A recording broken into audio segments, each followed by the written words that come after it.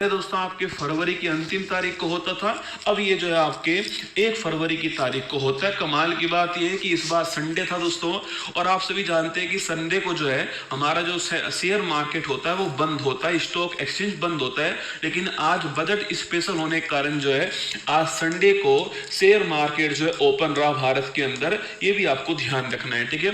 निर्मला सीतारमन जी ने दोस्तों लगभग 1 घंटे 25 मिनट जो है आपके बजट स्पीच दिया, ठीक है। 1 घंटे 25 मिनट। हम जैसे लोग ये सोच रहे थे कि अपने काम की बात अब आएगी, अब आएगी, अब आएगी, भाई साहब अंत में आया धन्यवाद। मतलब बजट समाप्त हो गया, काम की बात ही नहीं आई। रसगुल्ला आप और मैं क्या सोच रहे होंगे कि कोई रोजगार की बात आएगी, कोई दोस्तों टैक्स की बात आएगी। आप और मैं बिल्कुल बैठ के सोच रहे थे, इतने में धन्यवाद आ गया तो खत्म हो गया। 1 घंटे 25 मिनट जो है ये स्पीच चला, आपको ध्यान रखना है, ठीक है। तो सही यहाँ पर जब शुरुआत हुई आपके, ये पूरा की पूरा बजट है ना, ये पूरा की पूरा लगभग 279 पेज का जो है, लगभग 79 पेज का बजट है आपके। इसी को मैं आपको अगले 1 घंटे के अंदर पढ़ाने वाला हूँ। इससे बाहर बजट का कोई भी सवाल भारत में किसी भी एग्जाम में बाहर नहीं जाएगा, ठीक है। चलिए दोस्तों शुरुआत करते हैं। बजट का थोड़ा सा इतिहास देख लेते हैं कि भारत में बजट की शुरुआत कब होती है। तो आप सभी जानते हैं कि भारत में 1860 के अंदर पहली बार जेम्स विल्सन जो है इनके द्वारा बजट पेश किया गया था, आपको याद होगा, ठीक है। तो भारत में पहली बार बजट किसके द्वारा पेश किया गया आपके, तो 1860 के अंदर जेम्स विल्सन जो है दोस्तों इनके द्वारा बजट पेश किया गया। अगला क्वेश्चन पूछूं आपसे कि जो आजाद भारत है इसमें बजट पहली बार किसने पेश किया, तो आजाद भारत में पहली बार बजट जो आपके षणमुखम सेठी साहब ने पेश किया। किसने, आपके षणमुखम सेठी जो है इन्होंने पेश किया था 1947 में आजाद भारत का पहला बजट, आपको ध्यान रखना है। अच्छा, गणतंत्र भारत का पहला बजट पूछूं आपसे, मतलब 1950 की बात करूं तो 1950 के अंदर नोट करना दोस्तों, जॉन मैथाई जो है इनके द्वारा गणतंत्र भारत का पहला बजट जो है यह पेश किया गया। अगला क्वेश्चन दोस्तों कि भारत में पहली महिला जिसने बजट पेश किया आपके वो कौन थी, इंदिरा गांधी, ध्यान रखना है, ठीक है। तो भारत में पहली महिला जिन्होंने बजट पेश किया वो कौन थी आपकी, तो फर्स्ट महिला जो है इंदिरा गांधी थी। जाना दोस्तों इंदिरा गांधी जी प्रधानमंत्री थी और वित्त मंत्री का कार्यभार उनके पास था, तो उसी रूप में पेश किया है। सवाल पूछे कि पहली पूर्णकालिक वित्त मंत्री कौन है आपके, महिला, तो पहली पूर्णकालिक महिला वित्त मंत्री पूछूं आपसे, तो पहली पूर्णकालिक जो महिला वित्त मंत्री है वो अपनी निर्मला ताई, आपको ध्यान रखना है, ठीक है। वो कौन है, वो निर्मला ताई जी, आपको नोट कीजिएगा, निर्मला सीतारमन जी, आपको ध्यान रखना है ना। अगला क्वेश्चन, भारत में सबसे अधिक बजट किसने पेश किया, तो भारत के अंदर दोस्तों आपके भारत के अंदर सर्वाधिक जो बजट है आपके यह मोरारजी देसाई जो है इनके द्वारा पेश किया गया। कितनी बार आपके, 10 बार पेश किया गया। कितनी, 10 बार जो है मोरारजी देसाई साहब ने 10 बार बजट जो है पेश किया, आपको ध्यान रखना है, ठीक है। अगला क्वेश्चन आपके निर्मला जी ने कितनी बार कर दिया है, तो हमारी जो निर्मला ताई आपके इन्होंने 9 बार बजट पेश कर दिया, आपको ध्यान रखना है। कितनी बार, 9 बार, मतलब दोस्तों अगली बार वो हो जाए और उससे अगली बार भगवान कर आपको ना पढ़ना पड़े तो निर्मला जी आपके जो रिकॉर्ड तोड़ देंगे, ये भी आपको ध्यान रखना है, ठीक है। तो ये पॉइंट भी आपसे पूछ सकता है। सबसे लंबा दोस्तों बजट स्पीच का होता है, सबसे लंबा जो बजट स्पीच था, सबसे लंबा जो बजट भाषण था आपके, यह भी निर्मला जी का ही था। आपके बजट स्पीच जो था यह भी निर्मला जी का था, लगभग 2 घंटे 40 मिनट। कितना था, लगभग 2 घंटे 40 मिनट था। और ये बात है 2020, कब की बात है, 2020 की बात है। लगभग 2 घंटे 40 मिनट जो है बजट का स्पीच रहा था, ये भी आपको ध्यान रखना है निर्मला जी के बारे में। ये तो थोड़ा सा बजट का मैंने आपको इतिहास बता दिया कि बजट का इतिहास जो है वो कैसा रहा। अब दोस्तों हम किसकी ओर आते हैं, अब हम आते हैं आपके हमारे बजट की ओर, ठीक है। जैसे ही आप बजट, ये मेरे पास जो है निर्मला जी ने जो कुछ बोला है और जो कुछ छोड़ा है सब दोस्तों यहाँ पे लिखा हुआ है, गवर्नमेंट की साइड से मैंने निकाला है। जब शुरुआत हुई आपके तो निर्मला जी कह रही है कि माननीय अध्यक्ष महोदया, माघ पूर्णिमा और गुरु रविदास जी की जन्म शती के पावन अवसर पर मैं 2026-27 का बजट पेश कर रहा हूं। तो माघ पूर्णिमा है और गुरु रविदास जी की जन्म शती है, उस पर बजट जो है वो पेश किया जा रहा है, ठीक है। यहीं पर दोस्तों वो कह रही है कि हमारा जो पिछला 12 साल का जो कार्यकाल रहा है, मोदी सरकार का जो पिछले 12 साल 14 से लेकर के 26 तक का जो कार्यकाल रहा है दोस्तों आपके, उस कार्यकाल के अंदर क्या क्या किया गया उसके बारे में बताया जा रहा है। और वो क्या क्या किया आपके, कि भारत की आर्थिक व्यवस्था का मार्ग स्थायित्व, राजकोषीय अनुशासन और सस्टेनेबल डेवलपमेंट और कम मुद्रास्फीति से चिन्हित रहा है। तो 4 चीजें यहां पर बोली गई किसके द्वारा, भारत की वित्त मंत्री जी ने 4 चीजें दोस्तों बोली आपके। और वो 4 चीजें कौन कौन सी आपके, देखो यहाँ पे कुछ बातें लिखी हुई हैं, आप वो देख लीजिए। 26-27 का बजट है और 18वीं जो लोकसभा इसका तीसरा बजट है आपके वित्त मंत्री जी का, नवा बजट है, आपको मैंने लिखा दिया है। सबसे अधिक बजट जो है ये मोरारजी साहब जी का 10 बार है, फिर निर्मला जी का है, उसके बाद में चिदम्बरम जी का 9 बार आपको ध्यान रखना है। ठीक है दोस्तों, अगला क्वेश्चन आपके सामने ये देखिए, जो शुरुआत की उसकी बात करते हैं। ठीक है, इन्होंने कहा है कि जो हमारा जो 12 साल का दोस्तों जो कार्यकाल रहा है ना आपके,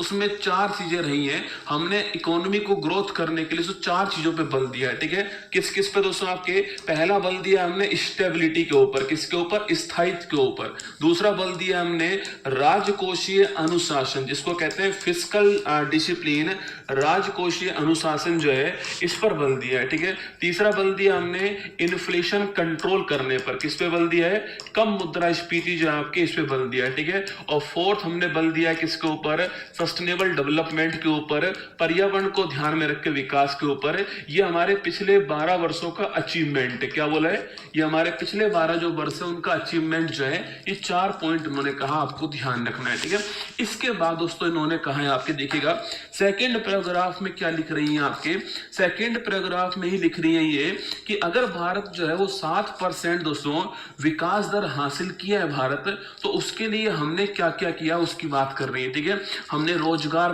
पैदा किए, हमने जॉब क्रिएट किए, हमने एग्रीकल्चर का जो उत्पादकता है वो बढ़ाई, हमने परिवारों की क्रय शक्ति जो है, परचेजिंग पावर जो है, उसको आप समोसा खरीद सकते हो, परचेजिंग पावर आपकी बढ़ी है। इसके अलावा दोस्तों आपके ये सारी चीजें हमने कहीं आपको ध्यान रखना है। ठीक है, देखिएगा यहाँ पर लगभग 7% की जो उच्च विकास दर है उसके लिए क्या क्या किया इन्होंने आपके, सबसे पहले दोस्तों, सबसे पहले क्या होता है, हमने क्या क्या किया उसकी बात करते हैं ना, फिर उसके बाद में हम क्या क्या करने वाले उसकी बात करेंगे। ठीक है, बजट के 2 पार्ट होते हैं। अगर आप बजट को ढंग से पढ़ोगे, अगर आप निर्मला जी की बात को सुनते हो, अगर आप समझते हो, तो वहां पे उन्होंने ये कहा था कि ये बजट जो है 2 भाग में प्रस्तुत हो रहा है। फर्स्ट भाग है पार्ट नंबर क, और सेकंड भाग दोस्तों पार्ट नंबर ख। ठीक है, ये पार्ट नंबर ए और पार्ट नंबर बी, जो भी गवर्नमेंट की पॉलिसी है, जो भी गवर्नमेंट की जो नीतियां हैं, जो भी कार्यक्रम है आपके हैं, वो सब यहाँ पे आएंगे। ठीक है, और इस वाले पार्ट में टैक्सेशन आता है। कौन सा आता है, इस वाले पार्ट में जो कर होता है उससे संबंधित जो बातें हैं, डायरेक्ट टैक्स, इनडायरेक्ट टैक्स जो है वो इस पार्ट में आते हैं। ठीक है दोस्तों, अगला क्वेश्चन आपके, इन्होंने यहां पर कहा है कि 7% की जो ग्रोथ रेट है उसके लिए हमने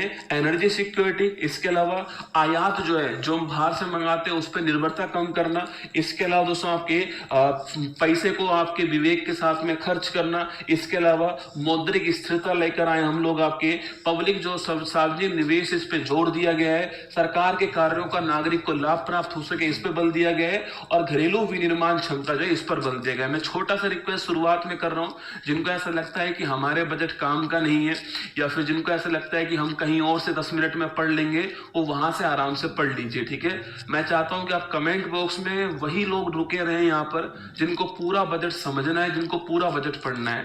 मैं बार बार क्लास नहीं लेता बजट की, एक बार लेता हूं, पर अपनी तरफ से सर्वश्रेष्ठ प्रयास करूंगा, ये मेरा वादा है। बस इतना कह रहा हूं आपसे, जिनको लग रहा है कि मुझे समझ में नहीं आएगा, मेरे ऊपर से जाएगा, मेरे नीचे से जाएगा, वो आराम से 1 मिनट में बजट पढ़ ले, आधी मिनट में बजट पढ़ ले, 30 सेकंड में बजट पढ़ ले, वो वहां से कर ले। ठीक है, इसलिए जो है यहाँ पर चुपचाप बैठकर सुनना है, वरना मैं यहाँ से बोतल फेंक कर मारूंगा सीधी खोपड़ी पे। ठीक है, चलिए दोस्तों आगे बढ़ते हैं ना। 7% की उच्च विकास दर जो है, इसके लिए दोस्तों इन्होंने ये कहा, सबसे बड़ा प्रश्न है ना, जब भी ये मोदी सरकार का कोई बजट आता है दोस्तों, तो कोई ना कोई नई टर्मिनोलॉजी लेकर आता ही है। इस बार इन्होंने इससे पहले लेकर आए थे सप्तऋषि, आपको याद होगा, इस बार लेकर आए 3 कर्तव्य। अब सुनना, ये देखिए आपके पेपर का 100% सवाल लिखना, आपके पेपर का 100% सवाल है। इस बार बजट में 3 कर्तव्य पेश किए गए दोस्तों। माहौल कैसे बनाया वो सुनिए। ठीक है, माहौल कैसे बनता है वो सुनना दोस्तों। हमारी सरकार की संकल्प, हमारे सरकार का संकल्प है कि हमारे गरीब, शोषित और वंचितों पर ध्यान देना है। ठीक है, ये हमारा संकल्प है। इस संकल्प को पूरा करने के लिए और यह देखते हुए कर्तव्य भवन में तैयार किया गया पहला बजट है। ठीक है, आप सभी जानते हैं कि हमारा नया पार्लियामेंट हाउस जो है आ चुका है आपके, तो ये कह रहे हैं कि जो पहले राजपथ था ना, उसका नाम कर्तव्य पथ हो गया है। तो जो कर्तव्य भवन है आपके, इसमें तैयार हुआ ये पहला बजट है। इसके लिए हम 3 कर्तव्य प्रस्तुत करते हैं। तो ध्यान रखना, इस बार बजट के अंदर आपके 3 कर्तव्य जो है वो प्रस्तुत किए गए, आपको ध्यान रखना है। ठीक है, अब ये 3 कर्तव्य दोस्तों है कौन कौन से, आप वो सुनिए। ठीक है, स्टार लगाओ, महत्वपूर्ण क्वेश्चन है। तीन कर्तव्य जो है इनको प्रस्तुत किया गया है। ये तीन कर्तव्य हैं जिनके ऊपर पूरे बजट के अंदर भाषण जो है वो दिया गया है। ठीक है, तो पहला दोस्तों कर्तव्य कौन सा है? पहला कर्तव्य है इकोनॉमिक डेवलपमेंट, आर्थिक विकास जो है ये पहला कर्तव्य होगा। ये कैसा होना चाहिए? ये तेज होना चाहिए, रैपिड होना चाहिए और ये आपके सस्टेनेबल होना चाहिए। ठीक है, तो रैपिड एंड सस्टेनेबल होना चाहिए, इस पर बल दिया गया है ना। तो rapid and sustainable economic growth जो है ये पहला पॉइंट रखा गया है, ये आपको ध्यान रखना है। ठीक है, सेकंड दोस्तों पॉइंट जो कहा गया आपके, सेकंड पॉइंट है कि हमने बहुत सारी उम्मीदें की हुई है, हमारी बहुत सारी आकांक्षाएं, हमारी बहुत सारी एस्पिरेशन है, इनको पूरा हमें करना है। ठीक है, तो आकांक्षाओं को पूरा करना जो है सेकंड पॉइंट होगा ना, आकांक्षाओं को पूरा करना ये सेकंड पॉइंट होगा, ध्यान रखना है। ठीक है, और थर्ड जो हमारा कर्तव्य होगा, जो रेस्पॉन्सिबिलिटी हमारी होगी, वो है सबका साथ सबका विकास, इंक्लूसिव डेवलपमेंट। क्या है? सबका साथ सबका विकास, इंक्लूसिव डेवलपमेंट जो है, सबका साथ सबका विकास, ये तीसरा हमारा पॉइंट होने वाला है। इसे हम कहते हैं क्या? इसे हम कहते हैं समावेशी विकास, या फिर इसे कहते हैं इंग्लिश के अंदर इंक्लूसिव डेवलपमेंट। ठीक है, तो ये तीन कर्तव्य जो है इस बार बजट के अंदर पेश किए गए। पहला कर्तव्य है रैपिड एंड सस्टेनेबल इकोनॉमिक। अब जो भाषा इन्होंने यूज की दोस्तों उसकी बात करते हैं। देखो, पहली जो भाषा इन्होंने यूज की है अस्थिर वैश्विक परिदृश्य, वर्तमान जो वैश्विक स्थिति है दोस्तों आपके, चाहे रूस यूक्रेन देख लीजिए, चाहे आपके अमेरिका ईरान इजराइल देख लीजिए, चाहे अजरबैजान आर्मेनिया, चाहे भारत के आसपास बांग्लादेश, पाकिस्तान, अफगानिस्तान, ईरान, कुछ भी देखिए, अनस्टेबिलिटी हर जगह पर है। ऐसी कंडीशन में आर्थिक विकास में तेजी लाना और उसे बनाए रखना, ये पहला आपके पॉइंट हो गया। ठीक है, सेकंड है लोगों की आकांक्षाओं को पूरा करना, ये सेकंड पॉइंट है। थर्ड पॉइंट है सबका साथ सबका विकास जो है, संसाधनों का सुनिश्चित उपयोग करना, बेहतर उपयोग करना, ये तीसरा पॉइंट है। तो तीन हमारे पास में कर्तव्य आपको ध्यान रखने हैं जो इन्होंने दोस्तों अपने बजट के अंदर पेश किए हैं। ठीक है, कितने कर्तव्य पेश किए? तीन कर्तव्य पेश किए। अब सुनना, इतने में दोस्तों काम नहीं चल रहा है, इसी के जस्ट आगे लिखा हुआ इन्होंने इस त्रिआयामी दृष्टिकोण के लिए, मतलब ये जो हमने तीन कर्तव्य पेश किए हैं, इसको प्राप्त करने के लिए हमें कुछ परिवेश चाहिए, कुछ माहौल चाहिए। दोस्तों कैसा माहौल चाहिए उसकी बात करते हैं। ठीक है दोस्तों, माहौल ऐसा चाहिए आपके, पहली जो आवश्यकता होगी हमारी वो क्या होगी? वो होगी हमारा जो इंफ्रास्ट्रक्चर है इसको बेहतर किया जाए दोस्तों ना। तो ये कह रहे हैं कि इन तीनों कर्तव्यों को पाने के लिए, ये जो तीन कर्तव्य दोस्तों, इन तीन जो कर्तव्य मैंने बताया आपको,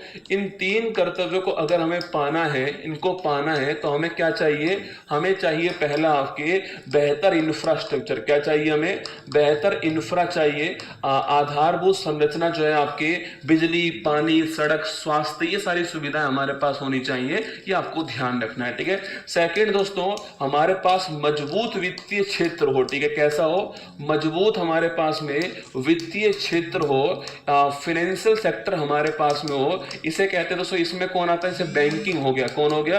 तो बैंकिंग हो गया, शेयर मार्केट हो गया, सब इसी में आते हैं। ठीक है, तो बैंकिंग है, कैपिटल मार्केट, इसको बोलते हैं फाइनेंशियल सेक्टर, है ना। मतलब कि भाई पैसा भी तो चाहिए रसगुल्ला, आपको बड़ा बड़ा दोस्तों हॉस्पिटल बनाना है, पैसा भी तो चाहिएगा। पैसा कौन देगा दोस्तों? बांध बनाना है तो पैसा बैंक देगी उधार, आपके कोई काम खोलना है तो पैसा बैंक देगी उधार। तो कुल मिलाकर के बेहतर इंफ्रा चाहिए और मजबूत वित्तीय क्षेत्र जो है, फाइनेंशियल सेक्टर जो है आपके, वो मजबूत चाहिए, आपको ध्यान रखना है। तीसरा जो नई चीज जुड़ चुकी है आपके, वो क्या है? Artificial intelligence.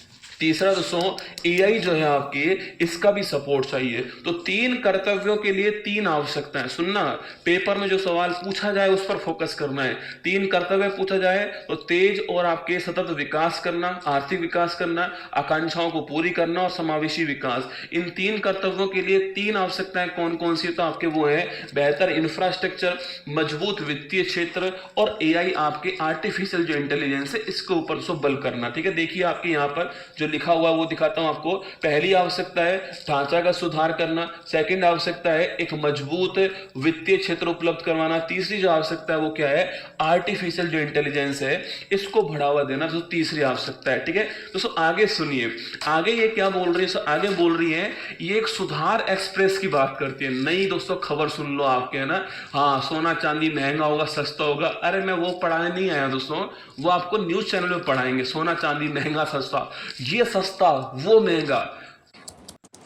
तो 11% वाला बॉन्ड कितना रिटर्न देगा जी? कौन सा? 11% वाला बॉन्ड सर 11% बॉन्ड बीड़ी महंगी, अरे तुम्हें क्या करना दोस्तों बीड़ी महंगी हो, तो मुझे ये बताओ तुम बीड़ी पियोगे क्या? ओ गुरुजी बीड़ी महंगी हो गई। फोन आया मेरे पास दोस्तों, एक दादाजी का फोन आया कि यार गौरव एक बात बता, बीड़ी महंगी हुई कि नहीं हुई? मैंने कहा दादा बीड़ी महंगी हो गई, ठीक है? हाँ मैंने कहा महंगी हो गई। सुन ना, बीड़ी सिगरेट के बारे में बात नहीं कर रहा हूँ, मैं जो काम की बात कर रहा हूँ उस पर फोकस करो, ठीक है? दोस्तों निर्मला जी को हंसी मजाक करके बजट पेश करना चाहिए ना, एक तो इतना भारी भारी बजट, ऊपर से दोस्तों इंग्लिश में, और ऊपर से इंग्लिश का जो साउथ का एसेंट भाई साहब पल्ले ही नहीं पड़ता। 4 घंटे खोपड़ी पचा के ये निकाल के लाया हूं आपके सामने यहाँ पर ना। अब सुनिए, इन्होंने कहा है कि भारत की सुधार एक्सप्रेस है ना, किसकी बात की इन्होंने? इन्होंने जो है भारत की सुधार जो एक्सप्रेस है उसकी बात की, ठीक है? मतलब इन्होंने कहा है कि हमने क्या क्या किया है। तो इन्होंने पहली चीज कही है कि हमने बहुत सारे रिफॉर्म किए। इसमें जो पहला जो रिफॉर्म आपको वो क्या है कि हमने जो है जीएसटी को सरल कर दिया, ठीक है? पहला रिफॉर्म किसने कर दिया? हमने जीएसटी में रिफॉर्म किया। आप भी जानते हैं कि अभी जीएसटी को लागू करने के बाद हमने रिफॉर्म किया था, इसमें जीएसटी की जो टैक्स के रेट थे आप जानते हो आपके, उनको हटा दिया गया था आपके। तो जीएसटी में रिफॉर्म किया इन्होंने, ये कहा।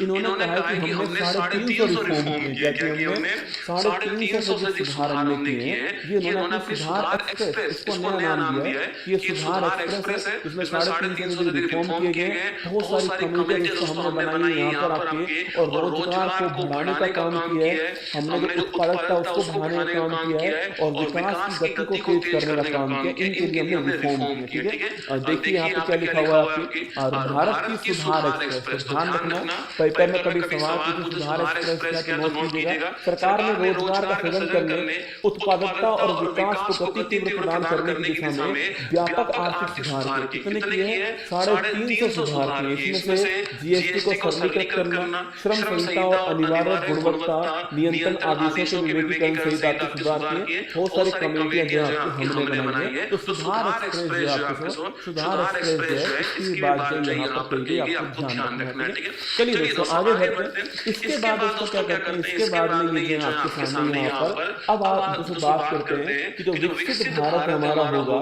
इस जो विकसित भारत होने वाला है दोस्तों, उसमें जो पहला कर्तव्य मैंने आपसे कहा था, अरे पहला कर्तव्य कौन सा था आपके? जो फर्स्ट कर्तव्य दोस्तों मैंने आपसे कहा है, वो पहला कर्तव्य कौन सा आपके? पहला कर्तव्य है तेज आर्थिक विकास करना। तेज आर्थिक विकास करना ये पहला कर्तव्य है, ये आपको ध्यान रखना है। जहाँ मैं स्टार लगाऊं वहां पर आपको स्टार लगाना है, ठीक है? इन्होंने कहा कि तेज आर्थिक विकास के लिए, तो इन्होंने लिख दिया है कि तेज आर्थिक विकास के 6 स्तंभ होने वाले, ठीक है? 3 कर्तव्यों के लिए 3 आवश्यकताओं पर बल दिया। अब पहले कर्तव्य को प्राप्त करने के लिए 6 स्तंभ, 6 पिलर जो है, 6 सेक्टर जो है दोस्तों उनके ऊपर बल दिया गया, ठीक है? तो इन 6 सेक्टर में किसके ऊपर आपके 6 सेक्टर जो होंगे आपके, इनके ऊपर बल दिया गया, ठीक है? गुरुजी 6 सेक्टर कौन कौन से आपके? तो पहला सेक्टर आपके कौन सा है? मैन्युफैक्चरिंग, कौन सा? विनिर्माण, ठीक है? विनिर्माण का मतलब भारत के अंदर चीजों को बनाना दोस्तों, और जब भारत के अंदर चीजें बनेंगी तो क्या होगा? इंडस्ट्री स्थापित होगी, रोजगार लगेगा आपके, मेक इन इंडिया को प्रमोट करना, ठीक है? एक तरह से जो मेक इन इंडिया है इसे प्रमोट करना जो है ये उद्देश्य होगा। तो मैन्युफैक्चरिंग के ऊपर बल देना दोस्तों आपके, और ये आपके यहाँ पर पहला सेक्टर जो इन्होंने कहा कि इसके अंदर इन आपके कर्तव्यों को पूरा करने का पहला सेक्टर, ठीक है? सेकंड दोस्तों विरासत के ऊपर बल देना, जो हमारी जो हेरिटेज है, इन हेरिटेज के अंदर संरक्षण करना, और इन हेरिटेज से हमारा किसके ऊपर बल देना? इन हेरिटेज से जो हमारा टूरिज्म जो है आपके उसको बढ़ावा देना दोस्तों। थर्ड इन्होंने कहा किसके ऊपर बल देना? आपके एमएसएमई के ऊपर बल देना, ठीक है? जो माइक्रो स्मॉल मीडियम जो एमएसएमई है इनको चैंपियन बनाना। क्या बोला गया कि इनको चैंपियन बनाना, क्या करना? इनको चैंपियन बनाना, ये भी यहाँ पर कहा गया। तीसरा पॉइंट है कि जो एमएसएमई है इनको चैंपियन बनाना जो आपके, ये तीसरा आपकी बात कही गई, ठीक है? फोर्थ दोस्तों आपके इंफ्रास्ट्रक्चर जो है इस पर बल देना। फोर्थ स्तंभ कौन सा है? जो हमारी अवसंरचना है, जो इंफ्रास्ट्रक्चर है, इसके ऊपर बल देना, ठीक है? जो पांचवा हमारा एनर्जी के ऊपर बल देना, किसके ऊपर, जो एनर्जी है, जो ऊर्जा है, इसके ऊपर बल देना आपके नंबर 5 हो गया। नंबर 6 दोस्तों आपके शहरी आर्थिक क्षेत्र विकसित करना, ठीक है, जो शहर है इस शहर के अंदर आर्थिक क्षेत्र जो है आपकी इसको विकसित करना। ये 6 क्षेत्र होंगे, ये 6 सेक्टर होंगे जो कि भारत में तेज आर्थिक विकास के लिए जिम्मेदार होंगे, इन्होंने बल दिया। कौन कौन सेक्टर आपके, मैन्युफैक्चरिंग पे बल देना, हेरिटेज विरासत पे बल देना, आपके एमएसएमई चैंपियन बनाना एमएसएमई को, इंफ्रास्ट्रक्चर को मजबूत बनाना, एनर्जी पे बल देना, लॉन्ग टाइम एनर्जी पर फोकस करना, और शहर के अंदर आर्थिक क्षेत्र जो है इसको विकसित करना, ठीक है। देखिए दोस्तों यहाँ पर जो मैंने आपसे कहा देखना कि विकसित भारत के लक्ष्य और पहले कर्तव्य को हासिल करने के लिए मुख्य रूप से 6 स्तंभों पर ध्यान दिया गया है, जिसमें 7 रणनीतिक और अग्नि क्षेत्रों में विनिर्माण को तेज करना, विरासत के औद्योगिक क्षेत्रों का कायाकल्प करना, champion MSME micro small medium जो एंटरप्राइज है इनका निर्माण करना, अवसंरचना को मजबूत बनाना, आपके दीर्घकालीन एनर्जी सिक्योरिटी में आपके इसके ऊपर बल देना, और नंबर 5 नंबर 6 शहर आर्थिक क्षेत्र जो है इनके ऊपर बल देना। आपके 6 दोस्तों पॉइंट आपके यहाँ पर बताए इन्होंने, ठीक है। अब हम स्टार्ट करते हैं पहले पॉइंट से ना, जो पहला पॉइंट इसमें मैन्युफैक्चरिंग को बल देने की बात करेंगे तो इसके ऊपर आते हैं, ठीक है। देखिए दोस्तों पहला सेक्टर आपके जो मैन्युफैक्चरिंग आपके इस पर बल देना आपके पहला क्षेत्र हो गया, ठीक है। तो यहाँ पर कौन सी काम की बातें करेंगे आप वो सुनना। इसमें 2-4 योजनाएं बहुत काम की सुना कि यहाँ पर लिखा हुआ है, इसी को मैंने सरलीकृत रूप से दोस्तों आगे लिखा है, ठीक है। देखो तो पहला पॉइंट है बायो फार्मा शक्ति। योजनाओं के नाम सुनना, पहली योजना लिखना आप बायो फार्मा शक्ति, ठीक है। तो बायो फार्मा मतलब हेल्थ के लिए, ठीक है। बायो फार्मा किसके लिए होती है आपके, तो हेल्थ सेक्टर जो आपके इसके लिए होती है, आपके मेडिसिन जो सेक्टर आपके उसके लिए होती है, ठीक है। तो अगले 5 वर्षों में 10,000 करोड़ रुपए के परिव्यय के साथ बायो फार्मा शक्ति का प्रस्ताव। तो नोट कीजिएगा, सवाल सीधा पूछेगा आपके कि कितना 5 वर्ष, कितना 5 वर्ष कितना रुपया, 10,000 करोड़ रुपए। नोट कीजिएगा बायो फार्मा शक्ति के लिए 5 वर्ष में 10,000 करोड़ रुपए जो है वो दिए जाएंगे। ये आपको ध्यान रखना है। ज्ञान, तकनीक और नवाचार के माध्यम से स्वास्थ्य क्षेत्र के लिए रणनीति जो है उसे कहते हैं बायो फार्मा शक्ति। तो पहला पॉइंट हो गया बायो फार्मा शक्ति आपके इसके लिए कितना पैसा दोस्तों आपके 5 वर्ष में 10,000 करोड़ रुपए जो है इसके लिए पैसा दिया जाएगा। इसका उद्देश्य क्या है, हेल्थ सेक्टर जो आपके इसके अंदर टेक्नोलॉजी इनोवेशन जो है आपके इसको लेकर आना दोस्तों, ये इसका उद्देश्य। तुम्हारे काम की बात ये 2 पॉइंट है। बायो फार्मा शक्ति जो है इसमें हेल्थ सेक्टर में बल दिया जाएगा, और 5 वर्षों में कितना आपके 10,000 करोड़ रुपए जो है इतना इसके ऊपर खर्च होगा, आपको ध्यान रखना है, ठीक है। तो अगला पॉइंट आपके इंडिया सेमीकंडक्टर मिशन, ठीक है। आपको याद है अभी कुछ दिनों पहले हमने चिप लॉन्च की, आपके याद कीजिएगा सेमीकंडक्टर चिप हमने लॉन्च की थी कुछ दिनों पहले, और वह चिप का नाम था विक्रम 32। आपको याद था विक्रम 32 जो है ये भारत की पहली स्वदेशी जो है हमने चिप बनाई थी। तो इसी को आगे बढ़ाते हुए 2.0 मिशन लॉन्च कर दिया, ठीक है। तो हमने इसी को आगे बढ़ाते हुए 2.0 मिशन जो है इसको हमने लॉन्च किया। आपको ध्यान रखना है, लिखो इंपॉर्टेंट लगा दीजिएगा। तो पहला आपको बायो फार्मा शक्ति ध्यान रखना है। सेकंड आपको रियर अर्थ परमानेंट मैग्नेट स्कीम। तो रियर जो अर्थ मेटल होते हैं आपके दुर्लभ जो खनिज, आप सभी जानते हैं कि पूरे विश्व में दुर्लभ खनिज में एक अधिकार जिसका चीन है, इसका एक अधिकार आपके ध्यान रखना है। दुर्लभ जो खनिज होते हैं उनके अंदर, ठीक है। तो दुर्लभ खनिज जो है उन सभी के लिए दोस्तों आपके हमने स्कीम स्टार्ट की जिसका नाम क्या है, रियर अर्थ परमानेंट मैग्नेट स्कीम। सुनना भाई साहब, काम की बात आपके सामने यहाँ पर है, सुनिएगा दोस्तों। दुर्लभ खनिज कॉरिडोर स्थापित किया गया। स्टार लगा लीजिए, बहुत ही काम का क्वेश्चन है। कहाँ पर, ओडिशा, केरल, आंध्र प्रदेश, तमिलनाडु। तो पूछो आपसे दुर्लभ खनिज कॉरिडोर कहाँ स्थापित होगा, ओडिशा, केरल, आंध्र प्रदेश, तमिलनाडु। 4 राज्य जहाँ पर दुर्लभ खनिज कॉरिडोर स्थापित किया जाएगा, वो 4 राज्य कौन कौन से हैं, ओडिशा, केरल, आंध्र प्रदेश, तमिलनाडु। स्टार लगाओ, नोट करो। दुर्लभ खनिज के लिए स्कीम का नाम क्या है, स्कीम का नाम था रियर अर्थ परमानेंट मैग्नेट स्कीम, जो कि पिछले साल नवंबर के महीने में स्टार्ट हुई थी। आपके रियर अर्थ के लिए, आप रियर अर्थ मेटल के लिए दुर्लभ खनिजों के लिए स्टार्ट हुई थी। और अब उसके तहत 4 कॉरिडोर बनाया जाएगा, और एक कॉरिडोर में 4 राज्य कौन से होंगे, 4 राज्य होंगे ओडिशा, केरल, आंध्र प्रदेश, तमिलनाडु। बहुत ही महत्वपूर्ण क्वेश्चन आपको ध्यान रखना है, ठीक है। तो मैंने आपको कहा बायोफार्मा शक्ति 5 वर्ष के लिए 10,000 करोड़ रुपए आपको ध्यान रखना है। सेकंड क्वेश्चन जो आपको याद करना है, rare earth permanent magnet scheme में एक रेयर अर्थ कॉरिडोर बनाया जाएगा जिसमें 4 राज्य होंगे, ओडिशा, केरल, आंध्र प्रदेश, तमिलनाडु, आपको ध्यान रखना है, ठीक है। तो इसके बाद देखना 3 समर्पित रासायनिक पार्क, पूछूं आपसे कितने केमिकल पार्क बनेंगे, लिखना आपके, तो केमिकल पार्क कितने होंगे, 3 बनेंगे, ठीक है। केमिकल पार्क कितने, 3 बनेंगे, जबकि कॉरिडोर में स्टेट कितने होंगे, 4 स्टेट होंगे, आपको ध्यान रखना है, ठीक है। केमिकल पार्क कितने बनेंगे, 3 बनेंगे, आपको ध्यान रखना है, ठीक है।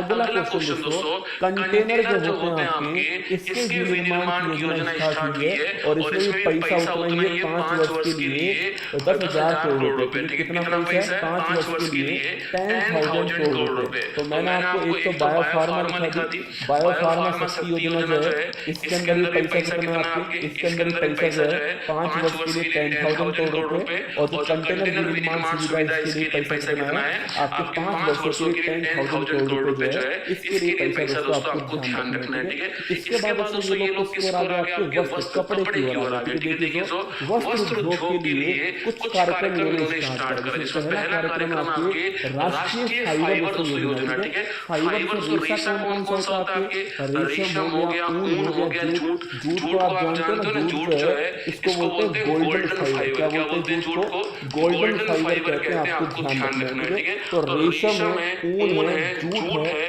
ऐसे प्राकृतिक फाइबर, मानव निर्मित फाइबर और नए युग के फाइबरों में आत्मनिर्भरता लाने के लिए राष्ट्रीय फाइबर योजना स्टार्ट की है, ठीक है। तो वस्त्र के क्षेत्र में राष्ट्रीय फाइबर योजना स्टार्ट हुई जिसके अंदर रेशम, ऊन, जूट जो फाइबर है आपके उनमें विकास किया जाएगा, आपको ध्यान रखना है दोस्तों ये क्वेश्चन, ठीक है। इसी में दोस्तों नोट कीजिएगा आपके, तो वस्त्र के क्षेत्र में दोस्तों हमने एक मेगा, अगर आपको कुछ दिनों पहले याद हो, पिछला बजट फंक्शन मैंने आपको दिखाया था, मेगा टेक्सटाइल पार्क, ठीक है। मेगा टेक्सटाइल पार्क जो है इनको स्टार्ट किया गया था। इस बार कहा है कि इनके निर्माण में तेजी लाई जाएगी। अच्छा, आप में से कौन याद कर पा रहा है कि इसके लिए दोस्तों हमने क्या योजना स्टार्ट की थी, कोई भी याद कर पा रहा है आप में से? टेक्सटाइल जो आपके कपड़ा जो है उसके लिए पार्क बनाया जाएगा, उसके लिए कौन सी योजना स्टार्ट हुई थी, कितने पार्क बनाए जाएंगे, पिछले बार के बजट में कहा गया था, यहाँ पर उसी को आगे बढ़ाया गया और बोला गया है कि भाई हम उस पर काम करेंगे, उसको तेजी से आगे बढ़ाएंगे। तो यहाँ लिखा हुआ है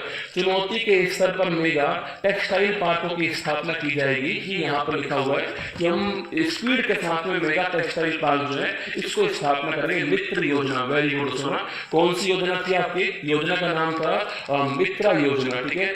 7 मेगा टेक्सटाइल पार्क की स्थापना होनी थी और मित्रा योजना उसका नाम था, आपको ध्यान रखना है, ठीक है। तो आगे देखिए, ये तुम्हारे पेपर का, अच्छा ये भी देखो समर्थ 2.0, इसको भी मतलब समर्थ का सेकंड 200 पोर्शन लॉन्च किया गया आपके, समर्थ 2.0 लॉन्च किया गया, जिसमें कपड़े के क्षेत्र में स्किल डेवलपमेंट किया जाएगा, ठीक है। जहां पर वस्त्र क्षेत्र के अंदर स्किल डेवलपमेंट के ऊपर जोर देंगे और समर्थ 2.0 आपके लॉन्च करेंगे, ध्यान रखना। इस बार के पेपर में लिखिएगा 100% दोस्तों आने वाला सवाल नोट कीजिएगा, 100% आने वाला सवाल नोट कीजिए आप लोग जो है वह है महात्मा गांधी स्वराज योजना, ठीक है। लिख लीजिए महात्मा गांधी ग्राम स्वराज योजना जो है आपको ध्यान रखना है, ठीक है। आप जानते हो खादी के ऊपर तो किसने बल दिया था, आपके महात्मा गांधी जी ने खादी के ऊपर खूब बल दिया, तो उन्हीं के नाम पर एक योजना स्टार्ट की गई है, महात्मा गांधी ग्राम स्वराज योजना। मैंने अभी आपसे कहा कि जो हमारी सरकार है वो खादी के ऊपर जो है तो खूब बल दे रही है, ठीक है। तो उसी को ध्यान में रखते हुए योजना स्टार्ट हुई है महात्मा गांधी ग्राम स्वराज योजना, ठीक है। जिसके अंदर दोस्तों खादी जो हमारा वो हमारा आपके हैंडलूम हथकरघा दोस्तों आपके वो और हस्तशिल्प जो है इसको मजबूत बनाने पर बल दिया जाएगा, उनकी ब्रांडिंग की जाएगी, उनको ट्रेंड किया जाएगा, उनका स्किल डेवलपमेंट होगा, उनका जो क्वालिटी है उसको बेहतर किया जाएगा और उनको हेल्प की जाएगी, ठीक है। नोट कीजिएगा, खादी हथकरघा और हस्तशिल्प को सुदृढ़ बनाने के लिए महात्मा गांधी ग्राम स्वरोजगार योजना का शुभारंभ करना प्रस्तावित है। इसको वैश्विक बाजार संबद्धता और ब्रांडिंग में सहायता मिलेगी। यह प्रशिक्षण, कौशल प्रक्रिया और उत्पादन गुणवत्ता को मजबूत बनाएगा, आपको ध्यान रखना है, ठीक है। तो मैंने दोस्तों अभी तक आपको जो है जो हमारा पहला जो हमारा वो था जो हमारा ये पहला विनिर्माण वाला पॉइंट था, इस विनिर्माण में मैंने आपको कुछ पॉइंट लिखा है, जैसे कि आपके बायोफार्मा शक्ति लिखा है, कौन सा लिखा है, बायोफार्मा शक्ति। दोस्तों ये पॉइंट लिखा दिया दिया। इसके अलावा मैंने सेकंड पॉइंट आपको लिखा है जैसे कौन सा आपके, एक तो वस्त्र वाला हो गया आपके, जिसमें महात्मा गांधी योजना वाला पॉइंट हो गया, तो ये भी आपको ध्यान रखना है। इसके अलावा दोस्तों मैंने आपको एक जो है विनिर्माण जो क्लस्टर था आपके, जो कि कंटेनर क्लस्टर वाला था, जिसमें 5 वर्ष के लिए 10,000 करोड़ रुपए जो है इसकी बात हुई थी, ये मैंने आपको लिखा दी। ठीक है, तो ये हमारा पहला पोर्शन दोस्तों आपके मैन्युफैक्चरिंग वाला पोर्शन जो है पूरा हो गया। ठीक है, इसके बाद सेकंड पोर्शन किसकी ओर आएगा, आपके हेरिटेज की ओर आते हैं, विरासत जो है आपकी इसकी ओर आते हैं। यहाँ से भी बहुत सारे क्वेश्चन आपके एग्जाम में दोस्तों निकलने वाले। देखिएगा आपके सेकंड दोस्तों पॉइंट कौन सा, आपके सेकंड पॉइंट है विरासत। किसकी बात करते हैं, हेरिटेज की बात करते हैं। और यहाँ लिखा हुआ है 200 विरासतों के इंडस्ट्रियल जो क्लस्टर हैं इनको पुनर्जीवित किया जाएगा। ठीक है, मतलब कि इन्होंने ये कहा है कि जो विरासत दोस्तों होते हैं ना, तो मान लो एक ताजमहल ही है और उस ताजमहल के आसपास इंडस्ट्री का डेवलपमेंट होगा, आपके ताजमहल के आसपास जो लोग रहे उनको रोजगार मिलेगा, टूरिस्ट आपके वहां पर आएंगे, तो सरकार को इनकम होगी आपके, तो एक क्लस्टर बन जाएगा विरासतों के आसपास। ठीक है, उससे टूरिज्म को भी बढ़ावा मिलेगा। ये एक टेस्ट आपके हेयर लॉस के बारे में सब कुछ बता सकता है। आप आराम से हाथ डालो बालों में, 40 से 60 बालों को खींचो।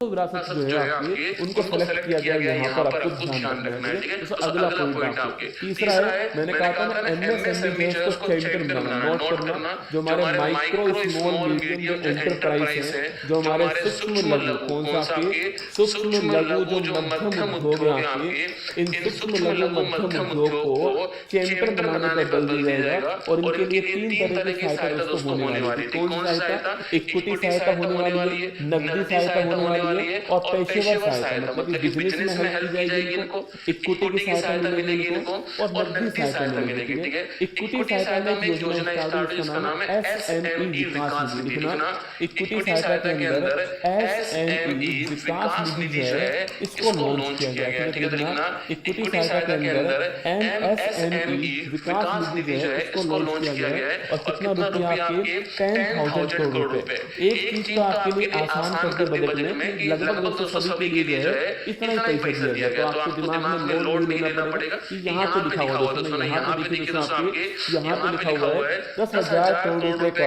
एसएमई विकास निधि जो है ये बनाया जाएगा। इक्विटी सहायता के अंदर एक पॉइंट लिखा हुआ है यहाँ पर, ये आपको ध्यान रखना है। तो चैंपियन दोस्तों एमएसएमई अगर बनाना है तो इसमें कौन से किसके बल देना है, आपके 3 चीजों की सहायता दी जाएगी, इक्विटी सहायता, नकदी सहायता, पेशेवर सहायता। इक्विटी सहायता में आपको ध्यान रखना है एसएमई विकास निधि जो है 10,000 करोड़ रुपए की जो है एसएमई विकास निधि बनाई जाएगी। तो ये भी आपको इसमें ध्यान देना, कितना 10,000 की जो विकास निधि है ये आपको यहाँ पर बनाई जाएगी। ठीक है, तो अगला क्वेश्चन था इंफ्रास्ट्रक्चर जो है इसको मजबूत करना। याद करो मैंने आपसे कहा था कि पहला कर्तव्य है इसको पाने के लिए 6 क्षेत्रों में विकास करना पड़ेगा। इसमें पहला क्षेत्र में आपको लिखा चुका हूँ, सेकंड आपको विरासत में लिखा चुका हूँ और थर्ड आपको एमएसएमई में लिखा चुका हूँ। फोर्थ कौन सा, फोर्थ है आपके अवसंरचना का विकास करना, फ्यूचर रेडी दोस्तों भारत। ठीक है भाई, इंफ्रा क्या होता है हमारा, इंफ्रा मतलब अच्छे अच्छे हॉस्पिटल हो, अच्छे अच्छे दोस्तों हमारे पास में हमारे पास यहाँ पर हेडक्वार्टर है विदेशी कंपनियों के, हमारे यहाँ पर हेडक्वार्टर आपके अच्छे अच्छे हमारे पास बांध सुविधा हमारे पास हो। ठीक है, ये आपकी इंफ्रा हमारा, आपकी विपाशा हमारे पास हो। तुम जो सोच रहे हो वो विपाशा नहीं है, गुरु जी विपाशा। हाँ गुरुजी, इंफ्रा को मजबूत होना चाहिए। ठीक है, अरे दो कहो मैं विपाशा दोस्तों उसकी बात नहीं कर रहा हूँ, सोच रहा हूँ तुम ना, बिजली पानी सड़क की बात कर रहा हूँ। तुमको क्या लगा अब्दुल्ला? हाँ गुरुजी, फ्यूचर रेडी इंफ्रास्ट्रक्चर होना चाहिए। अरे वो वाला दोस्तों फ्यूचर रेडी इंफ्रास्ट्रक्चर की बात नहीं कर रहा हूँ मैं विपाशा जो है बिजली पानी सड़क की बात कर रहा हूँ ना, समझे? हाँ, तो इंफ्रा जो है आपकी इसको मजबूत करने पे बल दिया जाएगा और इसके लिए दोस्तों एक फंड बनाया जाएगा, इसका नाम है अवसंरचना जोखिम गारंटी निधि। ठीक है, जो आपके इंफ्रास्ट्रक्चर है जोखिम को रोकने के लिए एक गारंटी निधि बनाई जाएगी, आपको ध्यान रखना। अब जहां से सवाल तुम्हारे पेपर में बनेंगे तो पूरा आपके पैराग्राफ जो है वो आपके एग्जाम के लिए महत्वपूर्ण होने वाला है। ठीक है, तो पूरा पैराग्राफ पेज नंबर 10 पे, ये पूरा पैराग्राफ तुम्हारे एग्जाम में छपने वाला है। अलग अलग एग्जाम में अलग अलग टाइप से क्वेश्चन पूछा जाएगा। यहीं पर कॉरिडोर के अंदर कुछ बातें लिख कर दी गई नहीं है, ठीक है। सुन्नत कॉरिडोर में आपके एक तो समर्पित मालवाहक कॉरिडोर लिख लो दोस्तों ना, तो क्या होगा आपके एक तो दोस्तों आपके डेडिकेटेड फ्रेट कॉरिडोर, क्या बोलते हैं इसको, डेडिकेटेड आपके फ्रेट कॉरिडोर कहते हैं। फ्रेट कॉरिडोर जो है इसे कहते हैं समर्पित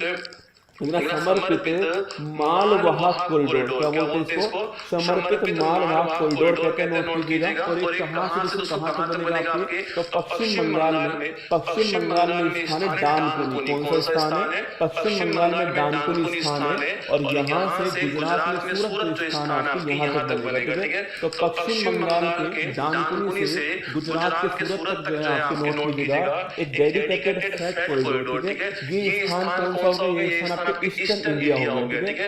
ये ईस्टर्न इंडिया हो गया और ये वेस्टर्न इंडिया हो गया। तो वेस्ट इंडिया को ईस्ट इंडिया से जोड़ने के लिए सूरत और डानकुनी के बीच में एक डेडिकेटेड फ्रेट कॉरिडोर बनाया जाएगा। नोट कीजिएगा आपके समर्पित दोस्तों मालवाहक कॉरिडोर जो है यह बनाया जाएगा, आपको ध्यान रखना है, ठीक है। समर्पित दोस्तों मालवाहक कॉरिडोर बनाया जाएगा। इसके स्थान पर दोस्तों आपके नोट कीजिएगा आपके दो स्थानों की बात की उड़ीसा के अंदर, एक कल्चर स्थान उड़ीसा में आपके, और एक स्थान है अंगुल ना। कौन से स्थान है, एक तो कल्चर स्थान हो गया, तालचर स्थान हो गया, और एक अंगुल स्थान हो गया। ये है कहाँ पर, ये ओडिशा के अंदर है। कहाँ पर, ओडिशा के अंदर है कल्चर और दोस्तों अंगुल स्थान। ये आपके मिनरल्स के लिए बहुत फेमस है ना। हाँ, जो अंगुल स्थान है इसको तो ब्लैक डायमंड ऑफ ओडिशा बोलते हैं। क्या बोलते हैं इसे, ब्लैक डायमंड ऑफ ओडिशा जो है ये अंगुल को बोलते हैं। ब्लैक डायमंड ऑफ ओडिशा जो है ये दोनों ओडिशा के अंदर है आपके, इसे ब्लैक डायमंड ऑफ ओडिशा कहते हैं। आपको ध्यान रखना है, ठीक है। तो इनका दोस्तों ये कहना है आपसे, देखिए सुनिएगा। पूर्व में डानकुनी से पश्चिम में सूरत को जोड़ते हुए नया समर्पित मालवाहक कॉरिडोर बनाना पहला उद्देश्य। सेकंड सुनना, तालचर और अंगुल जैसे खनिज समृद्ध क्षेत्रों तथा कलिंगा नगर जैसे इंडस्ट्रियल केंद्र को पारादीप और धमरा पोर्ट से जोड़ने के लिए ओडिशा में NW5 से शुरू करते हुए 5 वर्षों में 20 नए राष्ट्रीय जलमार्ग बनाना। तो NW5 नोट कीजिएगा, नेशनल वाटरवे है ना, नेशनल वाटरवे नंबर 5, ठीक है। नेशनल वाटरवे नंबर 5 जो इसकी बात हुई आपकी, और इसमें तालचर, अंगुल और इसके अलावा कलिंग नगर इंडस्ट्रियल क्षेत्र और पोर्ट कौन से पारादीप, धमरा पोर्ट जो है इनको जोड़कर बनाया जाएगा नेशनल वाटरवे 5 नंबर। और ऐसे 20 वाटरवे आपके 20 वाटरवे जो यहाँ पर और बनाए जाएंगे, ऐसा यहाँ पर कहा गया, ठीक है। इसके अलावा आपके अंतर्देशीय जलमार्गों की जरूरतों को पूरा करने के लिए बनारस और पटना, भाई साहब मैं फिर कह रहा हूँ आपसे ना, जो मैं कह रहा हूँ उसको आप पत्थर की लकीर समझना।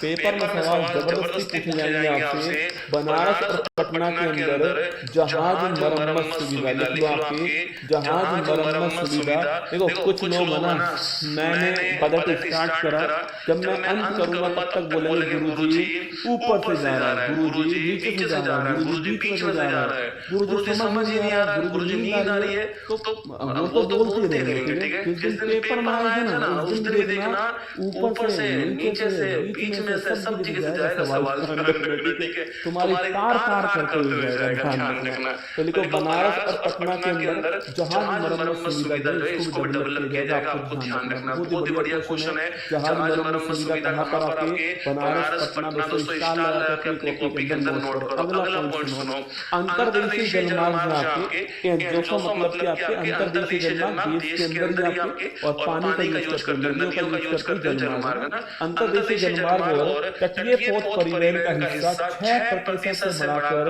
47 तक 12% करना। नोट कीजिएगा, 6% से बढ़ाकर के 12% करना है किसका, आपके हिस्सा जो है 2047 तक आपको ध्यान रखना है, ठीक है। इसके लिए तटीय कार्गो जो आपके माल को भेजना है इसको प्रोत्साहन स्कीम को बढ़ावा देना, आपको ध्यान रखना है, ठीक है। तो अगला पॉइंट नोट कीजिएगा, समुद्री विमान आपके BGF योजना बनाना। सुना देखो, अब यहाँ पर एक वर्ड है BGF योजना, ठीक है। BGF की फुल फॉर्म क्या होती है, BGF की फुल फॉर्म होती है वायबिलिटी गैप आपके फैसिलिटी। क्या बोलते हैं इसको, इसे कहते हैं आपके वायबिलिटी, लिखना वायबिलिटी गैप फैसिलिटी कहते हैं, आपको ध्यान रखना है ना। वायबिलिटी गैप फैसिलिटी कहते हैं, कोई भी इंफ्रास्ट्रक्चर स्थापना करना होता है हमको सबसे पहले एक रिपोर्ट देते हैं जिसका नाम है BGF, मतलब कि उसको स्थापित करने से कि भारत को फायदा होगा या नहीं होगा उसकी बात करते हैं, ठीक है। उस रिपोर्ट को बोलते हैं बीजीएस रिपोर्ट कहते हैं, मतलब कि वहां पे कोई भी चीज स्थापित हम कर रहे हैं वो सुविधा वहां के लिए अच्छी है या नहीं उसके लिए रिपोर्ट आती है। नोट करना, अंतिम छोर और दूर दराज के क्षेत्रों को जोड़ने और पर्यटन को बढ़ावा देने के लिए मैं समुद्री विमानों के स्वदेशी निर्माण, मैंने आपसे कहा ना ये बीजीएस फैसिलिटी योजना स्टार्ट कर रहे हैं कि जो स्वदेशी निर्माण है इसको बढ़ावा देगा, ठीक है। जगह ढूंढो कि कहां पर हम मेक इन इंडिया कर सकते हैं, क्या हर चीज को मेक इन इंडिया कर सकते हैं। समुद्री विमानों को हम भारत के अंदर बनाएं, इनको प्रोत्साहित करें भारत में बनाने के लिए बीजीएस योजना स्टार्ट करो, जगह ढूंढना स्टार्ट करो कि कहां पर हम इनको स्थापित कर सकते हैं, ठीक है। ये वाली योजना भी उन्होंने शुरू की, आपको ध्यान है इंफ्रास्ट्रक्चर को मजबूत करने के लिए। तो मैंने आपको 4 चीजें बता दी पहले कर्तव्य को पूरा करने के लिए। 5वीं चीज जो पहला कर्तव्य को पूरा करने के लिए वो एनर्जी, दोस्तों कौन सी है? एनर्जी सिक्योरिटी जो इसके ऊपर बल देना, ठीक है। और इसके लिए एक योजना हम स्टार्ट की दिसंबर के अंदर आपके, इसका नाम है कार्बन कैप्चर, उपयोगिता और भंडारण, ठीक है। तो जो कार्बन का जो उत्सर्जन हो रहा है इसको कम करना, क्योंकि आप जानते हो हमारा उद्देश्य क्या है? हमारा उद्देश्य है नेट जीरो इमिशन का। दोस्तों हमारा उद्देश्य नेट जीरो इमिशन, हमारा उद्देश्य है 2070 तक कार्बन जो उत्सर्जन है आपके, ये शुद्ध कार्बन उत्सर्जन हमारा जीरो होना चाहिए। इसी दिशा में काम करते हुए हमने कार्बन को कैप्चर करना और आपके उसको स्टोरेज करना जो है, इसके लिए दिसंबर 25 के अंदर जो है ये योजना हमने स्टार्ट की। दोस्तों नोट कीजिएगा, सबसे महत्वपूर्ण बात है कि इसमें कौन कौन से 5 क्षेत्र शामिल है। इसमें स्टार लगा लो, इसमें 5 क्षेत्र जिन पर फोकस किया गया है, जहां से हम कार्बन कैप्चर कर सकते हैं, कार्बन इमिशन कम कर सकते हैं। वो 5 क्षेत्र कौन कौन से हैं? पहला क्षेत्र है विद्युत, हम कोयले के स्थान पे सौर ऊर्जा का उपयोग करें, ठीक है। इस्पात, स्टील के क्षेत्र में, थर्ड है सीमेंट के अंदर, फोर्थ है आपकी रिफाइनरी के अंदर, 5वां है केमिकल। क्वेश्चन पूछ सकता है कि निम्न में से कौन क्षेत्र शामिल नहीं है कार्बन कैप्चर, उपयोगिता और भंडारण के अंदर? ध्यान रखना, ठीक है। तो CCUS जो नोट कीजिएगा आपके, CCUS जो है आपके पूछो, इसमें 5 क्षेत्र कौन से लिखना आपके? तो 5 क्षेत्र जो है विद्युत, इस्पात, सीमेंट, टेंशन और केमिकल, और इनके लिए 5 वर्ष में 20,000 करोड़ रुपए मिलेंगे, ठीक है। नोट करना आपके, तो इनके लिए 5 वर्ष में 20,000 करोड़ रुपए दिए जाएंगे, आपको ध्यान रखना है, ठीक है। तो 5 क्षेत्रों के लिए 5 वर्ष में 20,000 करोड़ रुपए है ना, तो 5 क्षेत्रों के लिए 5 वर्ष में 20,000 करोड़ रुपए जो है यह दिए जाएंगे। आप नोट कीजिए किसके अंदर आपके, ये एनर्जी सिक्योरिटी के अंदर पहला जो हमारा था कार्बन कैप्चर, आपको ध्यान रखना है, ठीक है। तो मैंने आपसे 5वीं चीज कौन सी दिखा दी? 5वां क्षेत्र कौन सा दिया? एनर्जी वाला। दोस्तों एक अंतिम क्षेत्र जो हमारा बचा हुआ है पहले कर्तव्य का कौन सा है? शहरी आर्थिक विकास करना। देखो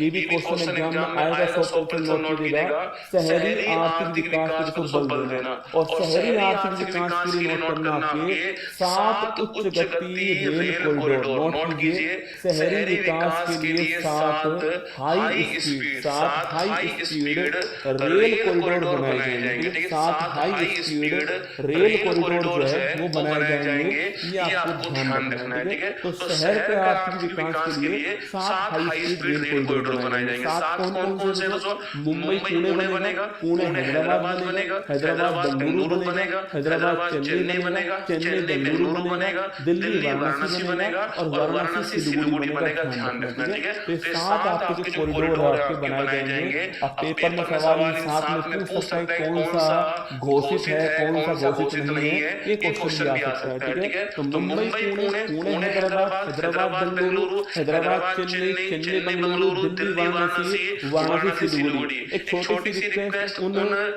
सीरियस कैंडिडेट से मेरी है कि जो भी इस क्लास को देखे, देखिए एक बार में याद नहीं होगा, मैं पिछले 5 घंटे से इसको तैयार करने में लगा हुआ हूँ। आपको भी दोस्तों कम से कम 5 घंटे देने पड़ेंगे इसको पढ़ने के लिए। पहले 2-3 बार इसको मेरी जो वीडियो है इसको देखना है, सुनना है, ठीक है। पहला पॉइंट होना, उसके बाद दोस्तों इसको एक बार अपने कॉपी के अंदर अपने हाथ से नोट करना है, ठीक है। उसके बाद जो पॉइंट में इंपॉर्टेंट है उसको इंपॉर्टेंट लगाना है ना। ये 5 काम करना, मैं गायत्री मंत्र बनवाऊंगा इसका, अपनी क्लास में चलवाऊंगा 10-20 बार जो है आपको याद हो जाएगा, ठीक है। अपने खोपड़ी पे ज्यादा जोर नहीं देना है, पर मेहनत तो करनी पड़ेगी रसगुल्ला ना। चलिए आगे बढ़िए, क्योंकि पूरे साल दोस्तों काम आने वाली चीज है ना, ऐसा नहीं कि 1 महीने चलेगा, 2 महीने, पूरे साल काम आएगा, ठीक है। चलिए सेकंड दोस्तों कर्तव्य की ओर आते हैं। सेकंड कर्तव्य जो है हमारा वह है कौन सा आपके, तो सेकंड कर्तव्य जो है और उसकी तरफ बल देते हैं आपके। सेकंड कर्तव्य कौन सा था हमारा आपके, उसमें वित्तीय क्षेत्र की ओर से बल देते हैं। ठीक है, मैंने आपसे कहा था कि जो वित्तीय क्षेत्र उसका मतलब क्या होता है, बैंकिंग। क्या होता है, बैंकिंग हो गया दोस्तों आपके, इसके अलावा स्टॉक एक्सचेंज हो गया, शेयर मार्केट जिसे कहते हैं आपके, वो हो गया। तो ये आते हैं वित्तीय क्षेत्र के अंदर। ठीक है, तो पहला पॉइंट आपके बैंकिंग की बात करते हैं, किसकी बात करते हैं, बैंकिंग। ठीक है, तो बैंकिंग के लिए दोस्तों उन्होंने कुछ बातें कही, जैसे कि कमेटी बनाने की बात की। तो भारत में जो बैंकिंग के लिए सबसे फेवरेट, सबसे बेहतरीन कमेटी बनी थी, उसका नाम था नरसिम्हन कमेटी। कौन सी थी, नरसिम्हन कमेटी थी। आपको ध्यान रखना है बैंकिंग रिफॉर्म के लिए, किसके लिए थी, बैंकिंग रिफॉर्म के लिए नरसिम्हन कमेटी थी, नोट करना। ठीक है, वही दोस्तों जो फॉरेन एक्सचेंज हमारे पास आता है, घर का सारा सामान सबसे कम दाम में लेती हूँ, 2 घंटे में डिलीवरी, और वो भी बिना किसी डिलीवरी फी। विदेशी मुद्रा